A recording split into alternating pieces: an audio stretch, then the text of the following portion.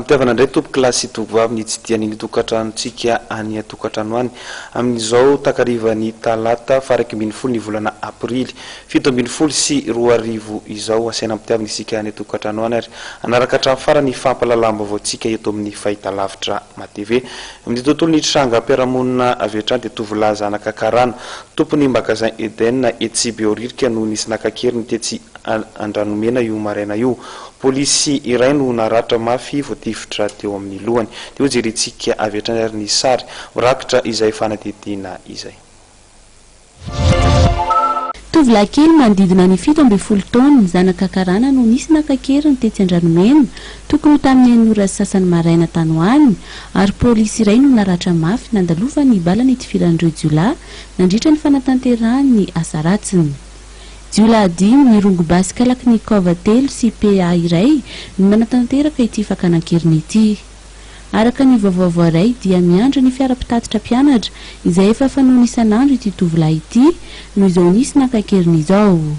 Olona roa no nivoaka tao anaty fiara iray avy any Ambohimanarina iny ary avy hatrany nampiditra tamin'kiry ilay tovolahy tao anaty fiara. Teo akaikin'ny rond-point Andranomena misy ireo polisy manatanteraka ny fandaminana ny fifamoivoizana no nisehon'ny herisetra fakanakeriny. Polisy izay tsy misahana tanteraka ny faninjehana jiolahy.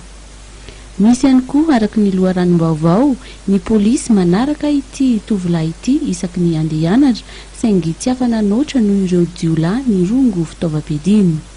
Na dia izany aza nefa dia nisy ny fifandonana teo amin'ny polisy sy ny jiolahy. Vokany naratra ilay polisy ary notifirin'ireo jiolahy ihany koa ny fiaran'ny polisy ka ny radiatera no nikendren'izy ireo tamin'izany. Raikitra ny fifanenjana satria niazo an'Ambotro Manjaka ireo jiolahy niaraka tamin'ilay zaza. Ny polisy sy ny zondary dia ny fanome tanana tamin'ity raharaha ity.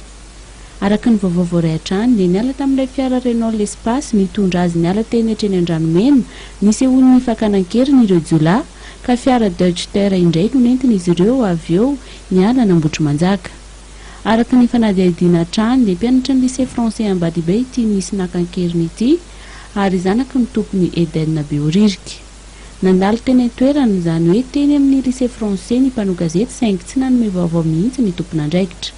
Araka ny vaovao iray farany dia manatanteraka barazy ireo zandary eny amin'ny sisiny amin'izao mba hahafantarana ny voany ireto olon-dratsy ireto.